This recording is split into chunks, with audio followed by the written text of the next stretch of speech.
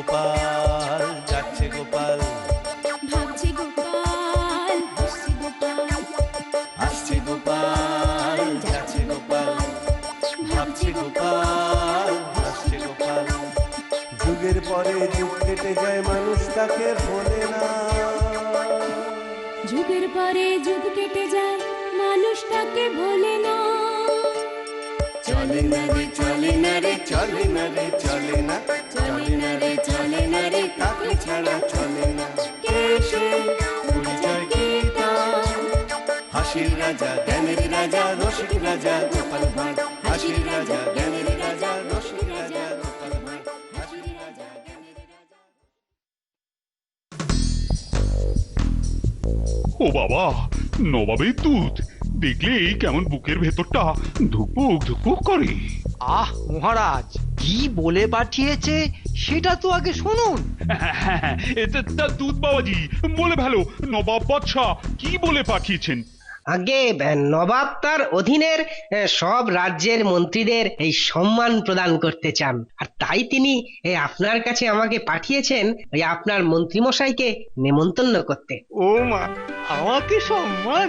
এতদিনে মহারাজ বুঝবেন আমার কদর। বলো কি গো, আমার মন্ত্রী সে তো কিছুই পারে না, আবার তাকে সম্মান? আহ মহারাজ, বাইরের লোকের সামনে আমার সম্মানহানি করবেন না। আমি পাঠাবো, নিশ্চয়ই পাঠাবো আমার সভা অলঙ্কৃত করে থাকা মহামান্য মন্ত্রী মশাইকে। আপনি বললেন বটে মহারাজ, তবে আমার কিন্তু মনের ভেতরটা কেমন খচখচ করছে। তা করবে না? সম্মানটা আমি পাচ্ছি কিনা? আহা, সে আপনি পান আর অন্য যে কেউই পাক, সম্মানটা তো কৃষ্ণনগরেরই।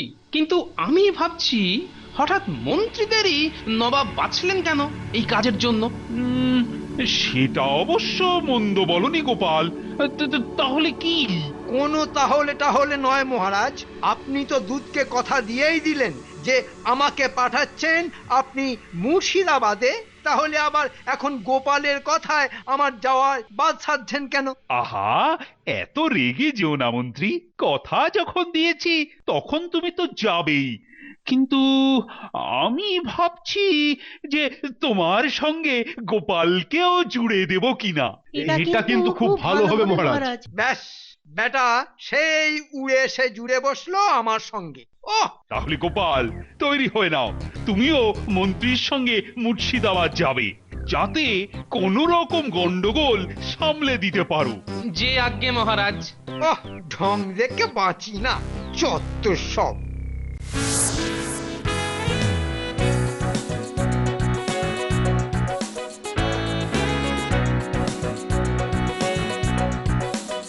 সেই ফিরে গেলে তো আমার সঙ্গে। কি করব বলুন মন্ত্রী মশাই, মহারাজ এমন করে বললেন যে না করতে পারলাম না। এই তোমার ন্যাকামো দেখলে না আমার গা পিত্তি জ্বলে যায়। সে জ্বলুক, কিন্তু এখন এটাই দেখার যে নবাব আপনাকে কি সম্মান দেয়। সে তো খুব বুঝতে পারছি যে ভেতরে ভেতরে জ্বলছো, কিন্তু কিচ্ছু বলতে পারছো না। আসলে কি জানো, নবাব গুণী মানুষের কদর করতে জানেন, আর তাই উনি বেছে বেছে আমাকেই ডেকে পাঠিয়েছেন সম্মান দেওয়ার জন্য, বুঝলে? না, সে তো বাকি রাজ্যের মন্ত্রীদেরও ডেকেছেন। আরে রাখো তো, বাকি রাজ্যের মন্ত্রীরা তো শুধু ভিড় বাড়াতে যাবে, আসলে তো এই সব আয়োজন আমার জন্যে। তাই নাকি? হ্যাঁ,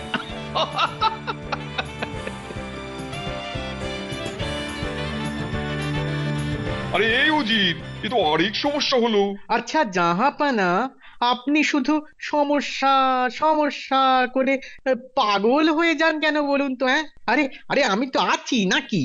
হ্যাঁ, সে আছো বটে, কিন্তু শুনেছ তো যে গোপাল এসেছে কৃষ্ণনগরের মন্ত্রীর সঙ্গে। তো তাতে কি হয়েছে? আর তাতেই তো সব হয়েছে। গোপালের বুদ্ধি তো জানোই, আর ওকে যখন কৃষ্ণচন্দ্র তার মন্ত্রীর সঙ্গে জুড়ে দিয়েছে, তখন সহজে কিন্তু আমাদের কাজ হাসিল হবে না। জাহাপানা, সম্মান তো জানানো হবে মন্ত্রীদের, আর সেখানে গোপালের কাজ কি? ওকে ধারে কাছে আসতে না দিলেই হলো। হ্যাঁ, সেটা অবশ্য ঠিক, তবু মানে কোনো মানেই নেই জাহাপানা। আর কৃষ্ণনগরের মন্ত্রীটার মাথা ন্যাড়া করে ঘোল ঢেলেই পাঠাবো, আপনি একদম নিশ্চিন্ত থাকুন। বলছো তো? শুধু বলছি না, করেও দেখাবো হাতে নাতে। হ্যাঁ, বহুত খুব, তোমার কথা শুনে এবার আবার একটু স্বস্তি লাগছে।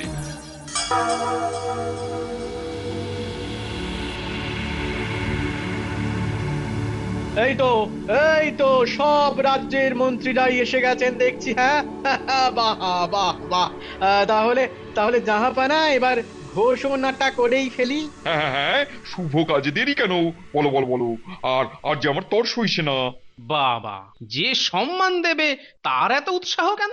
ওহ, কি সম্মান দেবে ভেবেই না মনটা কেমন খুশি খুশি লাগছে। হ্যাঁ, যা বলছিলাম, নবাবের মনে খুব ইচ্ছে হয়েছে যে যে রাজ্যের মন্ত্রী সব থেকে বেশি বুদ্ধিমান তাকে সম্মান প্রদান করা হবে। কিন্তু কিন্তু প্রশ্ন হলো যে কোন রাজ্যের মন্ত্রী সব থেকে বুদ্ধিমান সেটা বোঝা যাবে কি করে?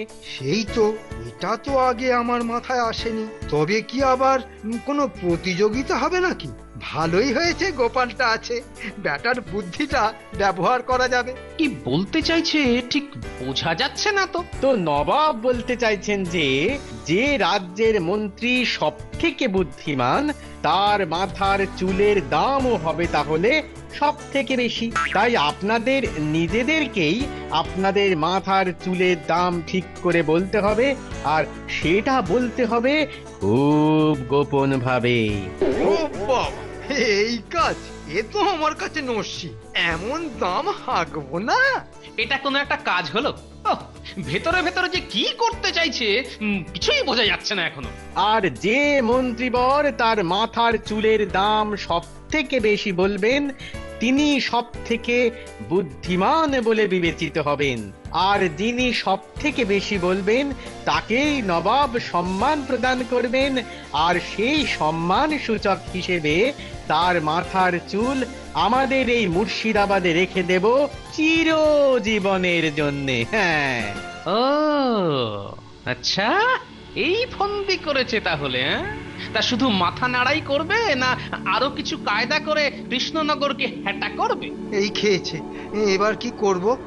আমি আমার মাথার দাম সবার থেকেই বেশি বলবো, এটা আমি নিশ্চিত।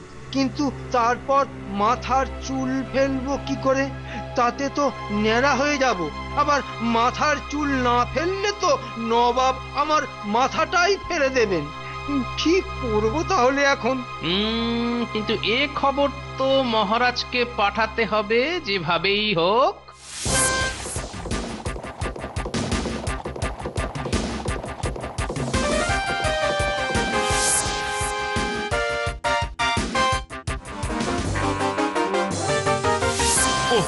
কি কুক্ষণে যে রাজি হলাম মন্ত্রীটাকে পাঠাতে, এবার কি যে হবে কে জানে। নবাব কি ওই মন্ত্রী মশাইকে ন্যাড়া করে মাথায় ঘোল ঢেলে ওই সারা মুর্শিদাবাদ ঘুরিয়ে তারপর কৃষ্ণনগরে পাঠাবেন? তাছাড়া আর কি, সেটাই তো গোপাল সন্দেহ করে খবর পাঠিয়েছে। ওহ, কি লজ্জা কি লজ্জা। মহারাজ, মহারাজ, গোপালই একমাত্র আমাদের সম্মান বাঁচাতে পারে। ও ও নিশ্চয়ই কিছু একটা করবে।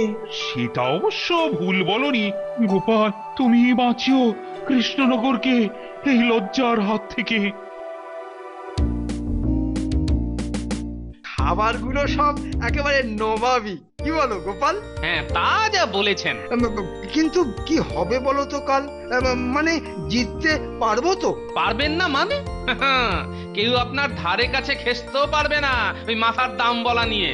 তাহলে স্বীকার করে নিচ্ছ তো আমার শ্রেষ্ঠত্ব? তার বলতে ওটা কি বলুন তো? কোনটা? কিচ্ছু চেনো না গোপাল? এই নবাব বাদশাদের মধ্যে তোমাকে যে কেন পাঠালেন মহারাজ কে জানে? হ্যাঁ, আমার কাজ আমি করে দিয়েছি। কিন্তু গোপাল বুঝলে, মাথার চুল রেখে দেবে এটাতেই না আমার কেমন কেমন লাগছে। তুমি কি বলো? আহা, এটাই তো সম্মান প্রদান নবাবের। কিন্তু সে জায়গায় যাওয়ার মতো অবস্থা আর আপনার থাকবে না। আহ, বেশ খেলাম বুঝলে। নাও এবার শুয়ে পড়ো, কাল তো আবার আমাকে কৃষ্ণনগরের মান বাঁচাতে ময়দানে নামতে হবে, বুঝলে কি না? হ্যাঁ, আপনি না থাকলে যে কি হতো। তাহলে আসুন আমাদের কাজ শুরু করি। প্রথমে আমরা ডাকছি চণ্ডাল রাজ্যের মন্ত্রীকে। এগিয়ে আসুন, এগিয়ে আসুন। আপনি ওই ঘরে চলুন, ওখানেই আমাদের আপনি গোপনে আপনার মাথার দাম বলবেন। হ্যাঁ, চলুন। বাহ, এই তো খেলা শুরু হয়েছে।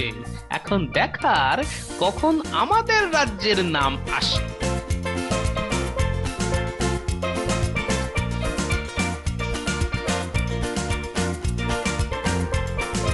এবার পালা হচ্ছে খাম্বাজ রাজ্যের মন্ত্রী। কোথায় তিনি? এগিয়ে আসুন, এগিয়ে আসুন।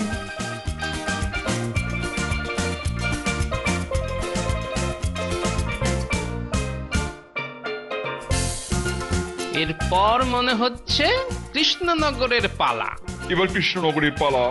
কিন্তু জাহাপনা, ওই মন্ত্রী মশাইয়ের যে একটু সময় লাগবে। সে কি, কেন?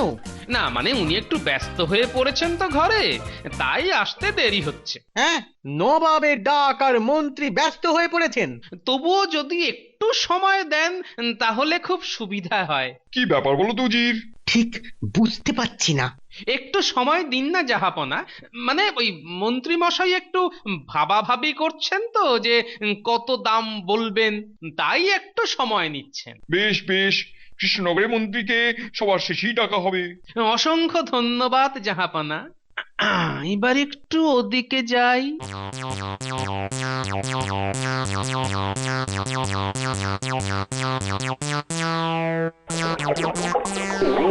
মন্ত্রী মশাই, অনেক বুঝিয়ে সুঝিয়ে একটু সময় নিয়ে এলাম, কিন্তু এ কি, আপনি তো বসতেই পারছেন না। ওরে বাবা রে, আবার যাবো। ওরে বাবা রে, আবার যেতে হবে রে বাবা। ও ও, কি হবে এবার? তাহলে এখন উপায়? কৃষ্ণনগরের সম্মান বলে কথা। গোপাল, আমি পারবো না, একেবারেই পারবো না গো যেতে, একেবারেই পারবো না।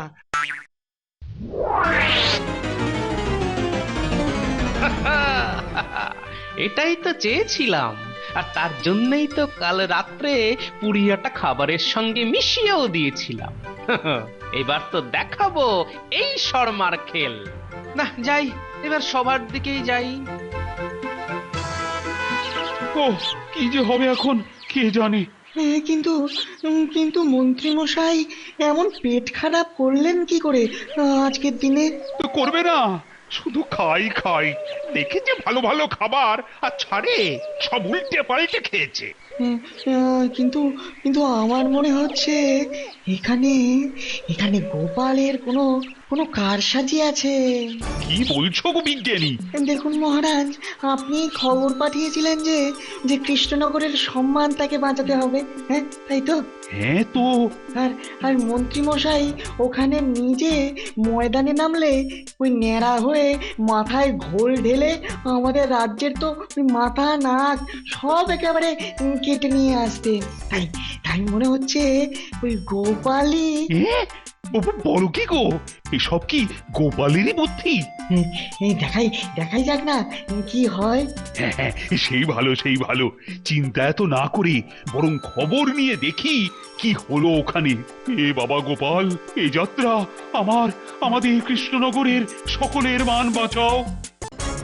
কি হলো? কৃষ্ণনগরের মন্ত্রী কোথায়? কোথায় তিনি? কি হলো বলো তো উজির? মন্ত্রী নেই, কিন্তু গোপালই বা কোথায়?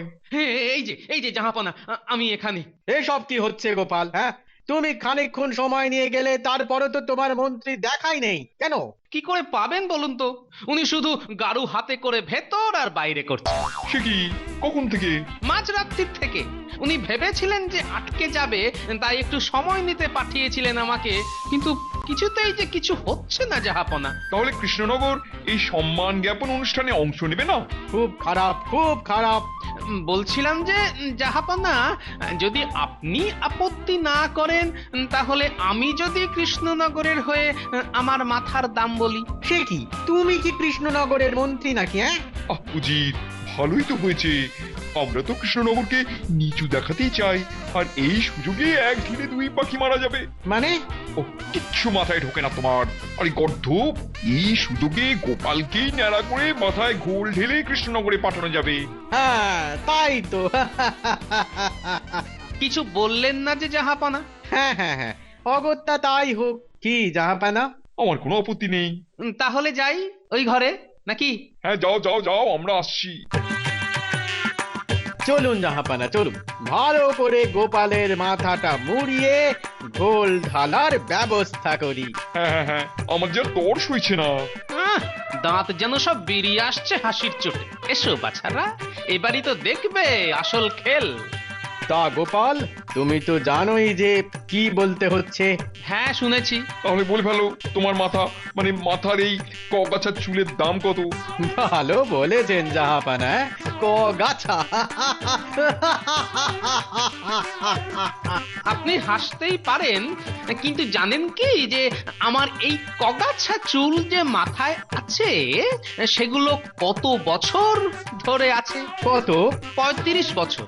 আর এই সুদীর্ঘ সময় ধরে আমি কত কষ্ট করে লালন পালন করেছি আমার মাথার এই কগাছা চুল। তো তাতে কি হয়েছে? তাতেই তো সব হয়েছে জাহাপনা। এই, এত ভনিতা না করে দাম বলো, দাম। সেটাই তো বলছি যে বছরে 100 সোনার মোহর করে ফেললে 35 বছরে আমার এই কগাছা চুলের লালন পালনের খরচ হয়েছে 3500 মোহর। হ্যাঁ বলো কি? এটাই শেষ নয় উজির মশাই, আরো আছে। আরো? হ্যাঁ। এই উজির, গোপাল বলছে কি গো? জাহাপানা, জাহাপানা রাজি হয়ে যান, কারণ গোপাল আর কৃষ্ণনগর দুটোকেই একসঙ্গে হ্যাটা করার এই সুবর্ণ সুযোগ আর পাবেন না। আর জাহাপনা, আপনি তো জানেন যে আমার এই প্রায় পরিষ্কার মাথা আর তাতে কয়েক গাছা চুল আমার কত বড় পরিচয় বহন করে। হ্যাঁ হ্যাঁ, তাতে কি, তাতে কি? বলছি বলছি, হ্যাঁ, এত তাড়া কিসের? বাহ, তাড়া আছে না, আমাদের তো ফলাফল ঘোষণা করতে হবে। কি যে বলেন, আপনারা তো ভালোই জানেন যে এত দাম কেউ বলেন, ফলে জিতবো আমি ঠিকই, কিন্তু ব্যাপার হচ্ছে যে আমি তো এখনো পুরো দামটাই বলে উঠতে পারিনি। আরো বাকি আছে? হ্যাঁ, আছেই তো। তো যেটা বলছিলাম, এই চুল কেটে দিলে আবার গজাতে লেগে যাবে আরো 35 বছর, আর সেটা গজাতে খরচ হবে বছরে 200 সোনার মোহর ধরে আরো 7000 মোহর। হ্যাঁ বলো কি গো গোপাল? এখনো পুরোটা বলিনি জাহাপনা। এখনো বাকি আছে?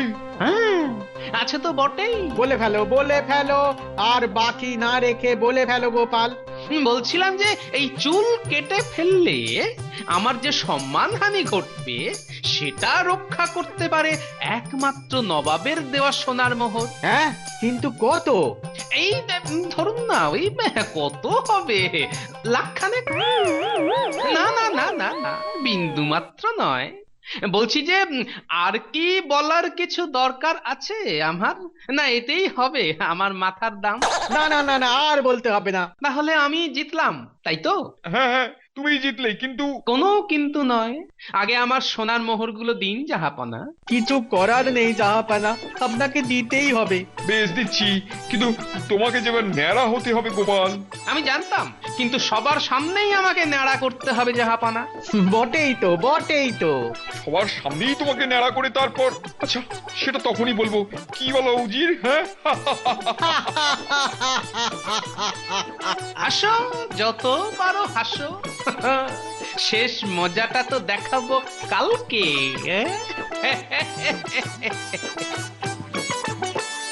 শোনো সবাই, গোপাল যেহেতু তার মাথার দাম সব থেকে বেশি বলেছে, তাই তার মাথাকেই নবাব সম্মান জানাচ্ছেন। হ্যাঁ, আর তাই গোপালকে তার দাম মতন সমস্ত সোনার মোহর দিয়ে দেওয়া হয়েছে। আর আমিও সব সোনার মোহর বুঝে পেয়েছি। কিন্তু যেহেতু গোপালের মাথার দাম সব থেকে বেশি, তাই তার মাথার চুল কেটে আমরা মুর্শিদাবাদে রেখে তার ন্যাড়া মাথাটা ঘোল দিয়ে ধুইয়ে আমরা কৃষ্ণনগরে পাঠাবো। এটা কি? কি গোপাল, মুখটা অমন হয়ে গেল কেন? লজ্জা পাচ্ছে জাহাপানা। ছি ছি ছি ছি ছি ছি ছি, ছি, গোপালের সঙ্গে সঙ্গে কৃষ্ণনগরের কি অপমান! ছি, ছি, ছি, সেই তো ন্যাড়া করে আবার মাথায় ঘোল। ছি ছি ছি ছি ছি। লজ্জা কেন পাবো? লজ্জা কেন পাবো? আমি ভাবছি আপনি এমন কাজ করার আগে একটু ভাববেন না? এতে আবার ভাবা ভাবির কি আছে? নবাবের এই রকমই ইচ্ছে হয়েছে। আর তার থেকেও বড় কথা, তোমাকে তো আমরা তোমার মাথার চুলের দাম মিটিয়েই দিয়েছি, তাই আর কোনো আপত্তি থাকার তো কথা নেই গোপাল। হ্যাঁ ঠিক কথা। এই নাপিত কোথায় গেল? এই তো নাও নাও নাও, গোপালের মাথা ন্যাড়া করো আর ছটপট করে তারপর ঘোল ঢেলে। দেখেছেন তো, এই জন্যই বলে ভাবিয়া করিও কাজ, কিন্তু করিয়া ভাবিও না। মানে আর কি, মোদ্দা কথা হলো যে আমি আমার মাথার চুল কাটতে দেব না। তোমার এত বড় সাহস যে আমার আদেশ অমান্য করো? কিন্তু জাহাপনা, যে প্রবল দেশদ্রোহিতার কাজ আপনারা করতে যাচ্ছেন, তার পাশে কি আমার এই আদেশ অমান্য পাত্তা পায় বলুন তো? হ্যাঁ, এইসব আবার কি বলছো গো উজির? গোপালের এসব কথায় ঘাবড়ে যাবার কিছু নেই। ও বেশ বুঝতে পেরেছে যে কৃষ্ণনগরের মান নিচু হতে চলেছে, তাই ও পাগলের মতো বকবক করছে। ভালো করে ভেবে দেখুন তো, এই যে আমার মাথার চুল আপনারা ন্যাড়া করতে চলেছেন, সেটা তো দেশের সম্পত্তি হিসাবে আপনি কিনে নিয়েছেন। আর সবাই জানে যে মাটি ছাড়া যেমন গাছের দাম নেই, সেই রকম মাথা ছাড়া চুলের কোনো দাম নেই। তাই এই দেশের সম্পত্তিকে আমি একজন দেশপ্রেমিক নাগরিক হিসাবে নষ্ট করতে দিতে পারি? ঠিকই তো, গোপাল তো ঠিকই বলেছে। গোপালের কথাই ঠিক, ওটা দেশের সম্পত্তি। কি বুঝছেন উজির মশাই? এই কাজ করলে কিন্তু সবাই খেপে যাবে, আর তখন তো সামলাতে পারবেন তো? উজির, কি করবো বলো তো? আর এর পরেও যদি আপনারা আপনাদের কাজ চালিয়ে যান, তাহলে কিন্তু সবাই আপনাদেরই দেশদ্রোহী বলবে। সর্বনাশ! এই উজির, আরে গোপালকে আগে পাঠাও তো কৃষ্ণনগরে। বাবা রে বাবা, কি সব ঝঞ্ঝাট! বাবা গোপাল, তোমার সোনার মোহর সব নিয়ে তুমি এখন এসো তো বাবা, হ্যাঁ, মুর্শিদাবাদ থেকে। হ্যাঁ, আর আমরাও একটু স্বস্তিতে দম নিই। তাহলে বুঝলেন তো, এই গোপালের বুদ্ধির সঙ্গে পেরে ওঠা আপনি বা আপনার উচিত কারো পক্ষেই সম্ভব নয়। একেবারে হাড়ি হাড়ি। হ্যাঁ